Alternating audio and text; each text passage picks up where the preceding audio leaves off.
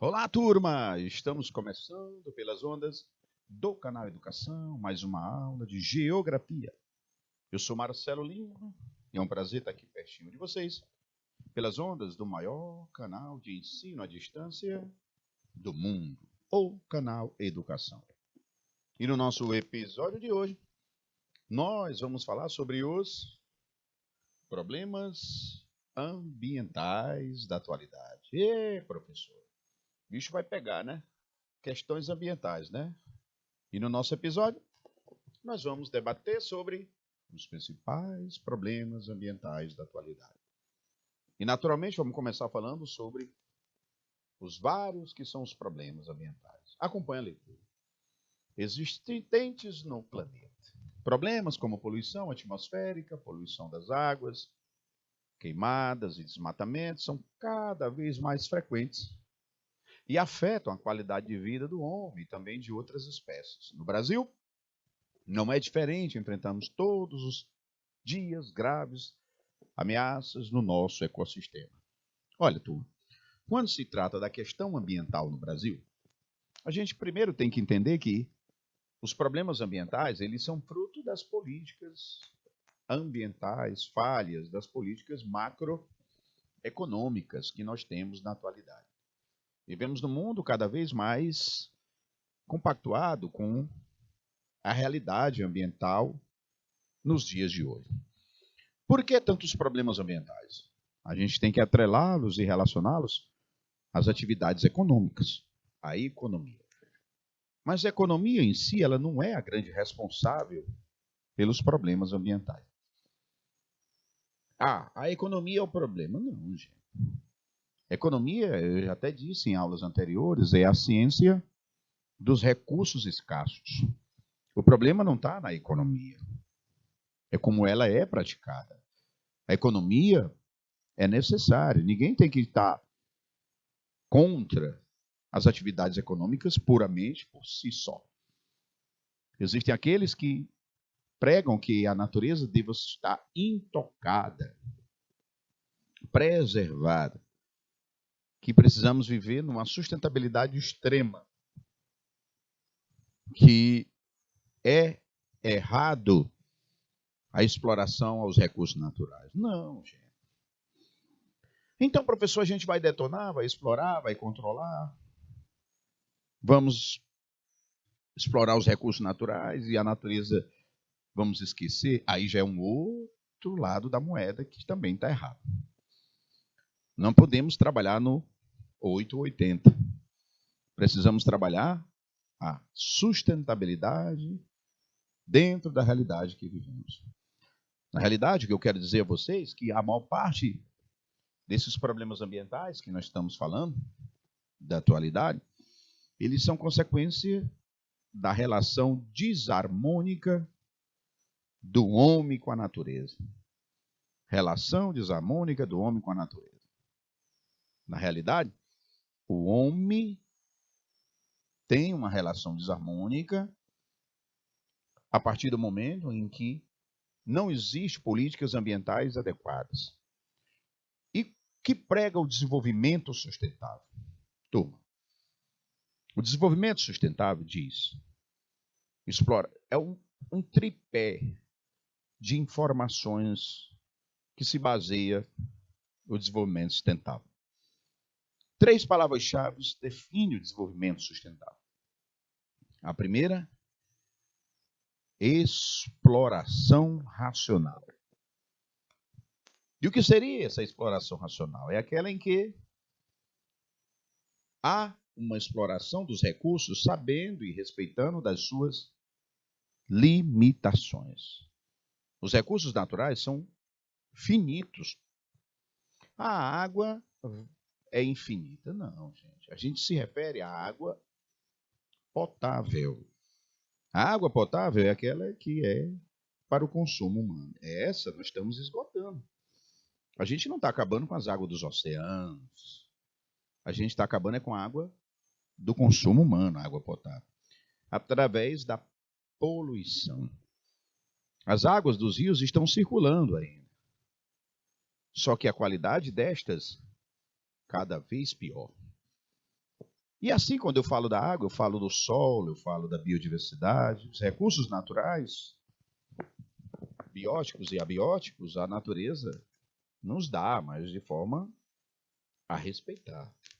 Nós não podemos, turma, a grosso modo, explorarmos os recursos naturais de maneira irracional, sem respeitar os limites do solo, da água, do ar, da biodiversidade.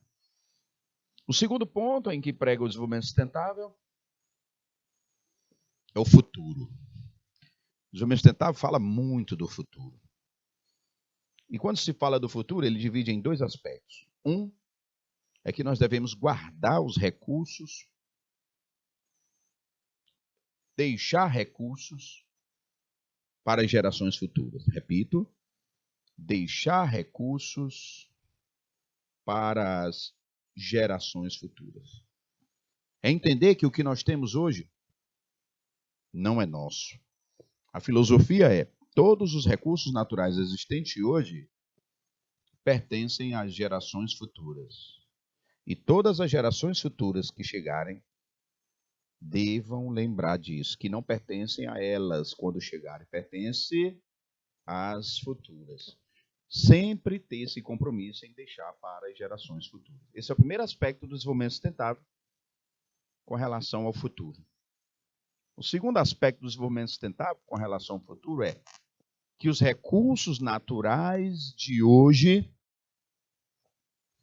gerem riquezas que sejam investidas nas gerações no futuro. Não entendi. Olha, nós temos as riquezas da natureza. Essas riquezas devem ser racionalmente exploradas por nós.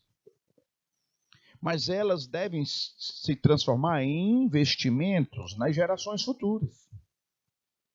Pronto. Muitos países que exploram petróleo, naturalmente isso gera imposto. E parte desses impostos são revestidos em programas de educação. Se eu pego a riqueza de um recurso natural e invisto em educação, o que eu estou investindo? No futuro, gente. No futuro. Está aí. Desenvolvimento sustentável gera investimento em gerações futuras. E por último, igualdade social, que é o terceiro aspecto do desenvolvimento sustentável, que é a igualdade social. Gente, a frase é simples. Se o homem não se dá bem com ele mesmo, como é que ele vai dar-se bem com a natureza? Não tem como. Repito, para o homem se dar bem com a natureza, ele precisa primeiro se dar bem consigo mesmo. E é aí, meus amigos, que nós precisamos desenvolver relações sociais que gerem igualdade social. Relações que gerem igualdade social. Porque se nós temos desigualdades, nós temos uma classe muito rica que vai explorar a natureza para ser rica. E nós vamos ter uma grande maioria de população empobrecida que vai ter que explorar porque é pobre, de alguma forma, e de maneira errada. Não só a riqueza prejudica a natureza, mas também a pobreza. Porque pessoas pobres, por falta de oportunidade, cometem crimes ambientais. Fazem queimadas expressivas, pessoas fazem exageros. Às vezes você vê uma pessoa contrabandeando um animal silvestre. E aí você pergunta, o que provoca isso? A pobreza, muitas vezes. Às vezes a pessoa vai morar na beira de um rio, vai consumir água da nascente do rio, que é errada. E aí, por falta de oportunidade. Então, esses são os principais motivos do desenvolvimento sustentável. Principalmente problemas ambientais brasileiros. O Brasil, olha a leitura, o Brasil, como qualquer país do mundo, enfrenta ameaça no meio ambiente. De acordo com uma pesquisa realizada no Instituto Brasileiro de Geografia e Estatística, o IBGE, no Brasil nós sofremos cada vez mais ameaças ao meio ambiente. E essas ameaças, turma, é fruto de falta de políticas ambientais, de consciência ambiental. Nessa imagem vocês estão vendo aí as queimadas. E o Brasil é o campeão em queimadas no planeta. Eu estou querendo te dizer que é o país que mais lança gases poluentes em queimadas, principalmente queimadas agropecuárias. Essas queimadas, turmas, elas são prejudiciais porque elas destroem a biodiversidade, essas queimadas elas comprometem o solo, poluem o ar. E você sabe, olha gente, cada árvore, durante a sua existência, as árvores elas passam durante toda a sua existência absorvendo carbono.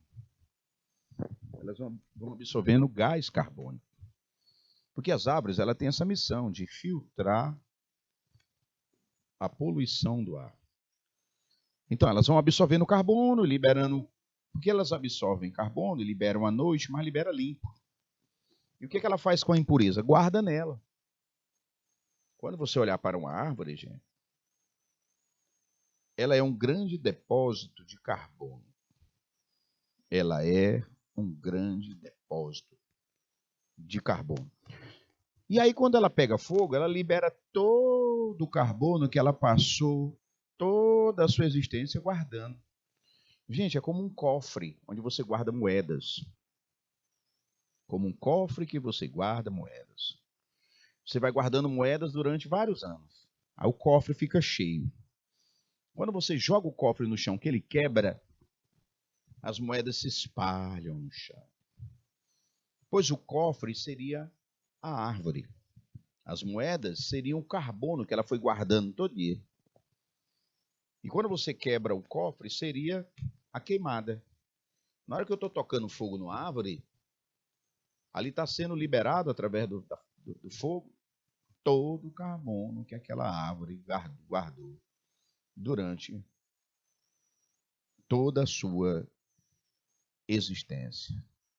E aí, turma, é uma realidade que nós precisamos entender, que precisamos ter essa consciência ambiental mais necessária. Porque o Brasil é o país que tem uma das maiores biodiversidades do mundo.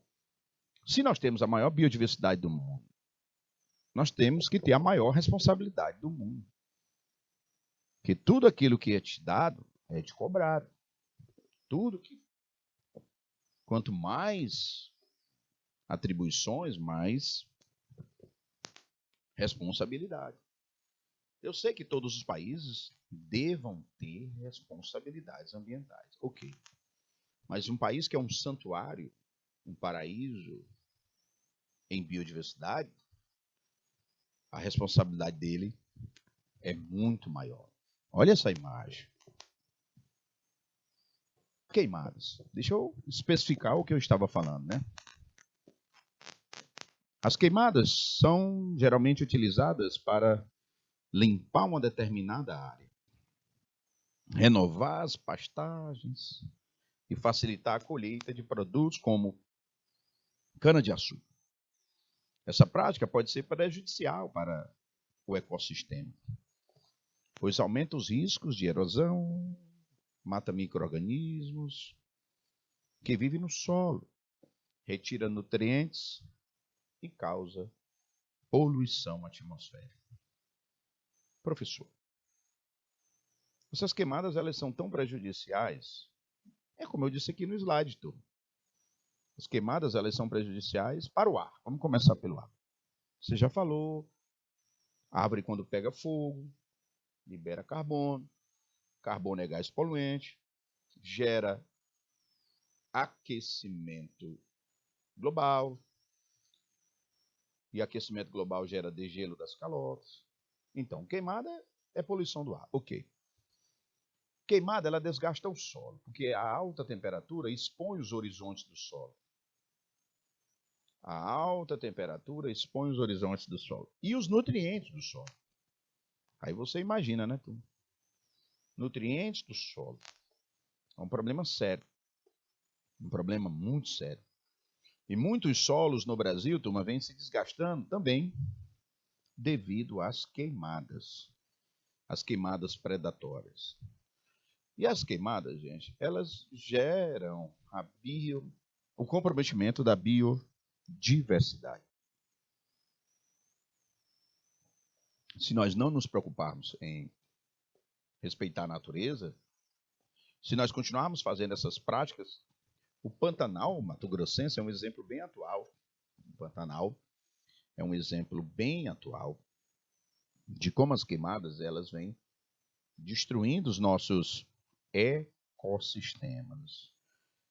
Ano retrasado, não sei se vocês lembram, aliás, ano passado, o Pantanal sofreu a maior seca da sua história. O Rio Paraguai e seus afluentes, dos afluentes, simplesmente o volume das suas águas nunca tinham baixado tanto ao longo da sua história. Aí você viu as imagens, a biodiversidade se perdendo, aves, jacarés, né? E outros animais agonizando pela falta de água. Foi horrível. Se nós imaginarmos essa situação, o problema não foi somente ter acontecido no ano passado. O problema é o risco de se repetir constantemente.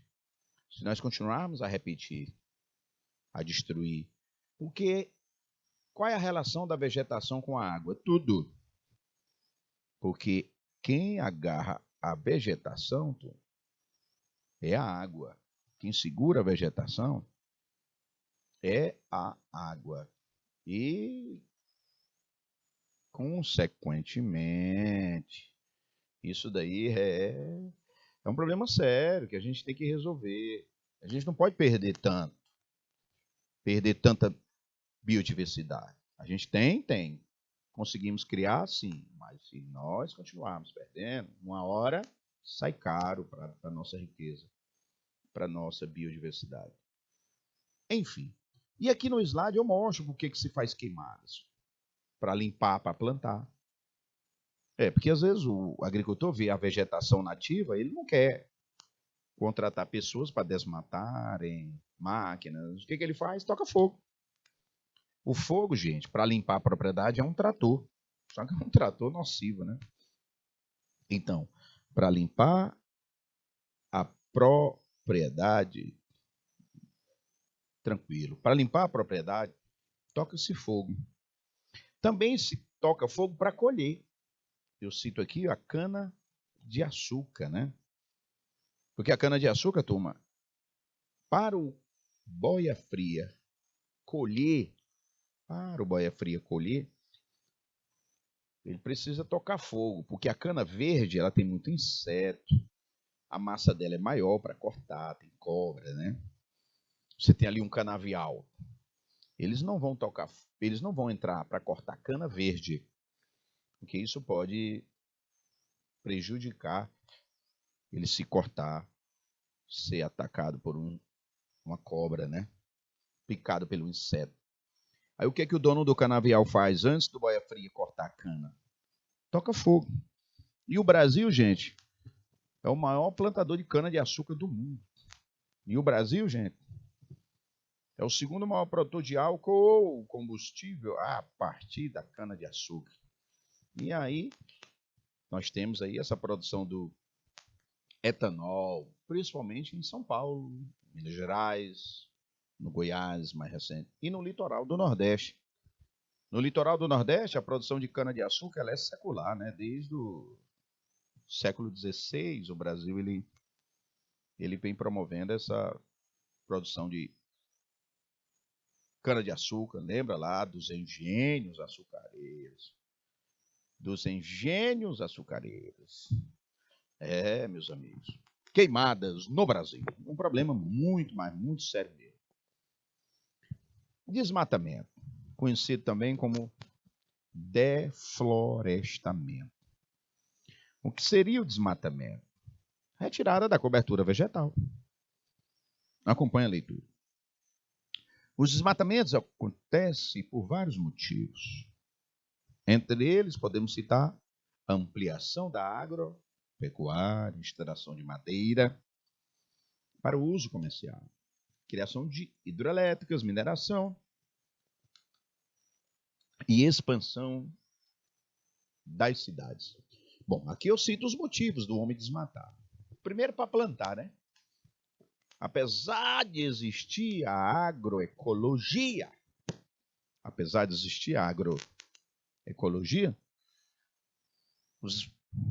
maioria dos agricultores preferem desmatar, gente, para plantar e para criar. Como é que eu vou criar animais no meio das árvores, né? Aí tem que virar pastagem. E para virar pastagem, retira-se a cobertura vegetal. Madeireira. Olha, gente, eu queria atentar para esse detalhe das madeireiras. As madeireiras, tudo. Hoje nós temos a silvicultura. Silvicultura é o plantio de árvores em escala industrial. Eucalipto, né? Hoje nós temos muita produção de madeira em plantações de árvores. Isso é bom, gente, porque evita de tirar a mata nativa. E aí a gente já começa com a silvicultura, começa a dominar. No início é muito difícil, mas com o passar do tempo, o homem foi se ordenando, se organizando, apesar de ser perigoso deixar para mais tarde, uma coisa que seja para evitar problemas no início das plantações. E aí a gente faz a silvicultura e começa a plantar árvores. Mas, infelizmente, as madeireiras, porque todo país do mundo tem madeireira. O problema são as clandestinas, as predatórias. Para você ter uma ideia, de cada árvore cortada, se aproveita menos de 1/3 dela para as madeireiras. Para a madeira, né? Para a indústria madeireira. E aí é um problema. E o Brasil, principalmente na região amazônica, o Brasil ele se apresenta como um grande extrator de madeira predatória. Dizem os ambientalistas, os ecologistas e até os próprios fiscais do IBAMA que para cada madeireira legalizada existem 3 clandestinas. Aí é uma crueldade. Então, para você ter ideia, de cada 4 extração de madeiras, apenas uma é legal. Então, eu vou te dizer aí que mais de 75% da extração de madeira no Brasil é clandestina. E isso, gente, não é de hoje. É de longas datas, décadas. Aí eu vou lá para você e me pergunto, o que isso gerou no Brasil? Desmatamento. Primeira, redução da nossa biodiversidade. É impressionante o que eu vou dizer para vocês. A Mata Atlântica, nós não temos nem 5% dela. Mata das Araucárias, do mesmo jeito. Nos cerrados, hoje, mais de 40% dos cerrados brasileiros se perderam. A caatinga do nosso semiárido, com desmatamento, a retirada da lenha para os agricultores, isso já desmatou mais da metade da nossa vegetação do sertão, a caatinga. É um problema sério, muito sério. E, consequentemente, a gente precisa, né, entender que os nossos ecossistemas influenciam no solo. Porque quem protege o solo da erosão, quem fertiliza o solo, quem sombreia o solo, é a vegetação. Se eu retiro a cobertura vegetal, a erosão vai detonar o sol vai secar esse solo. As folhinhas que caíam no solo não vão mais cair. E aí, professor, isso vai gerar o quê? Problema sério ambiental. E a gente precisa bem organizar. Precisa bem proteger. Hidrelétricas, o Brasil é o país que, em percentual, mais consome energia a partir de hidrelétrica. E não é o que mais gera, é a China. Mas é um dos países que mais construiu grandes hidrelétricas. O Brasil é um dos países que mais construiu grandes usinas hidrelétricas. E a construção dessas usinas hidrelétricas geraram inundações, grandes inundações. E essas inundações contribuíram para o alagamento das florestas. Eu vou citar um exemplo bem emblemático na história do Brasil. A usina hidrelétrica de Tucuruí. A usina hidrelétrica de Tucuruí, ela fica no rio Tocantins, no Pará. É considerada a usina que mais inundou floresta do Brasil. O projeto Tucuruí, gente, gerou, entre outras coisas, inundação da floresta amazônica. E isso, gente, foi uma crueldade. Isso gerou um problema muito sério. Mas eu falo de Tucuruí, mas também temos grandes projetos hidrelétricos, como a usina de Itaipu, que fica no rio Paraná, no estado do Paraná, na fronteira com o Paraguai. A usina de Itaipu, ela é brasileira e paraguaia, viu, gente? Ela é uma usina binacional, uma usina muito forte. E ela já foi a maior do mundo na época, né? Hoje é das 3 gargantas na China, que foi construída posteriormente. Mas essa usina inundou também a Mata das Araucárias, no Pará. Essa usina, ela comprometeu muito a biodiversidade. No Rio São Francisco, eu destaco as usinas de Paulo Afonso, Sobradinho, Xingó, Mochotó, Itaparica, Ilha Solteira. São grandes usinas dentro do São Francisco, gente. Inundou a área do sertão, da Caatinga. Uma área gigantesca de barragem. No nosso Piauí, nós também temos a nossa hidrelétrica. No Rio Parnaíba, é a hidrelétrica Castelo Branco, conhecida como usina hidrelétrica de Boa Esperança. Também ali entre os municípios de Nova York, no Maranhão, e Guadalupe, no Piauí. Essa usina nossa, ela inundou a Mata dos Cocais e Cerrado. Região de Cerrado e Cocal ali. Porque ali no sudoeste do Piauí nós temos a região dos Cerrados e a região da Mata dos Cocais. Então as hidrelétricas, gente, elas realmente... A mineração, a Amazônia, com os grandes projetos clandestinos de mineração. Ouro, manganês, bauxita, casterita. E aí, além de utilizarem mercúrio, eles consomem, retirando a vegetação. O desmatamento. Esse desmatamento aí é um problema sério. Um problema muito sério. E, consequentemente, isso detonou a nossa biodiversidade. O assoreamento. E o Brasil é o país que mais tem rios no mundo. Como é o país que mais tem rios no mundo, e cortam grandes cidades, e cortam projetos agrícolas, isso fez com que os nossos rios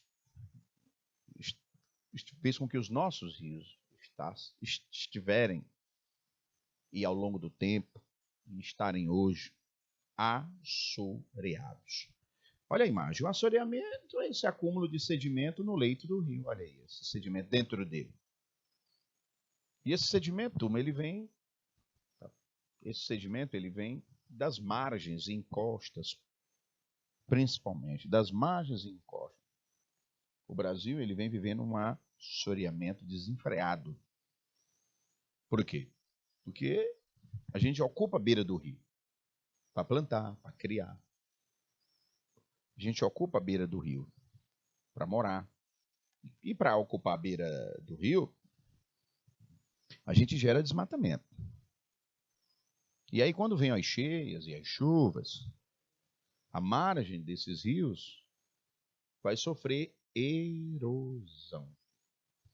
E a partir dessa erosão, esse sedimento da beira dos rios vai cair no fundo do rio, deixando o rio raso. Olha como esse rio está raso. Quando chove, essa água transborda, inundando. Se for na cidade, complica.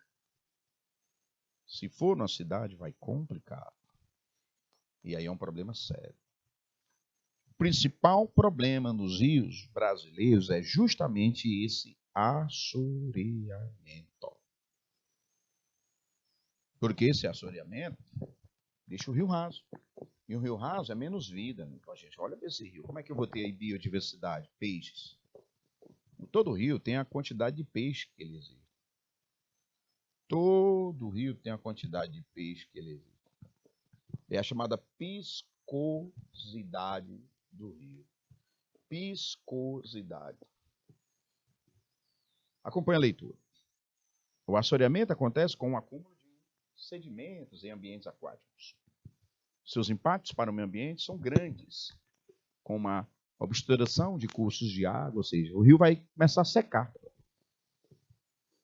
Destruição de habitats aquáticos, prejuízos na água destinada ao consumo e vinculação de poluentes. O assoreamento, gente, também compromete até a geração de energia. Geração de energia. Porque se eu tenho menos água nas barragens, porque o rio está assoreado, muitas barragens também estão assoreadas, acumulando menos água. E aí isso compromete a geração de energia nas hidrelétricas. Acompanhe a leitura. Agora eu vou para a cidade. Os problemas ambientais urbanos são resultantes do processo de intervenção antrópica no ambiente natural.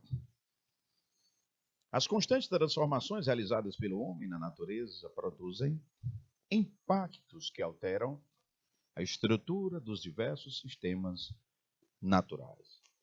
Olha, gente, todos nós aqui sabemos que a cidade é o principal palco das poluições sonora, atmosférica, lixo, poluição visual, impermeabilização do solo, até queimadas urbanas, consumo excessivo de água, desperdício de água. São esses os principais problemas ambientais das cidades. E o pior, gente, que hoje a maioria da população do planeta vive onde? Em cidades.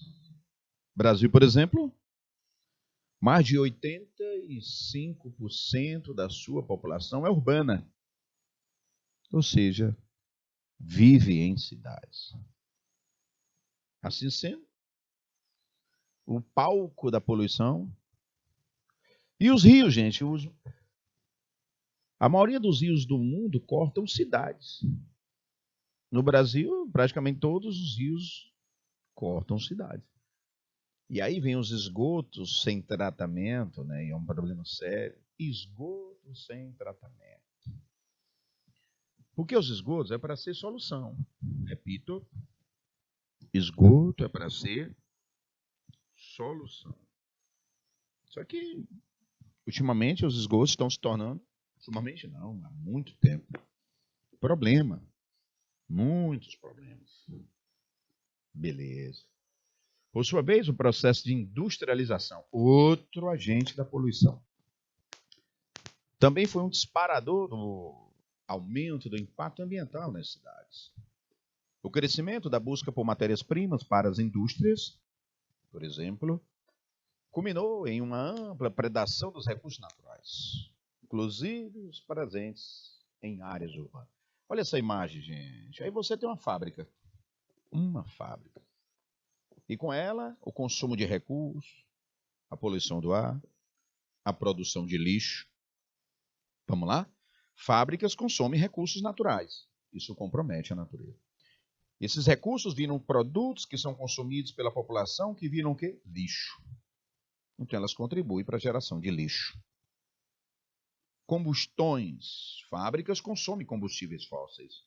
E a consequência principal da queima de combustíveis fósseis é essa que vocês estão vendo nessa imagem.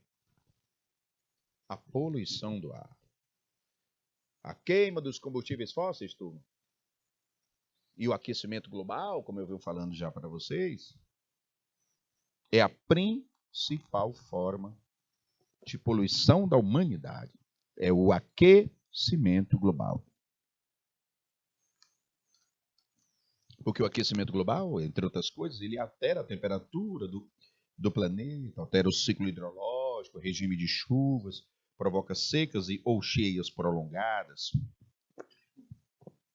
altera a biodiversidade. E alterando a biodiversidade, nós temos o esgotamento dos recursos naturais, o comprometimento da cadeia alimentar, do equilíbrio natural, dos seres vivos e etc. Problema sério, turma. Muito sério. Que a gente precisa entender. Olha, gente, a gente passa as aulas falando de problemas ambientais. O problema é que nós, seres humanos, porque é um problema nosso, não é? Cada ser humano do planeta pode contribuir, dar sua mínima contribuição para os recursos, para as políticas ambientais. Políticas ambientais não é feita apenas por governos, autoridades, empresas, empresários e líderes mundiais. Não. Políticas ambientais é feitas nas comunidades. Olha aí, gente, a poluição do ar e a presença de substâncias provenientes de atividades humanas na própria natureza pode colocar em risco a qualidade de vida dos seres vivos. O ar poluído é um problema sério, né, gente? O ar poluído gera problemas de saúde para os seres vivos, para os animais e para nós.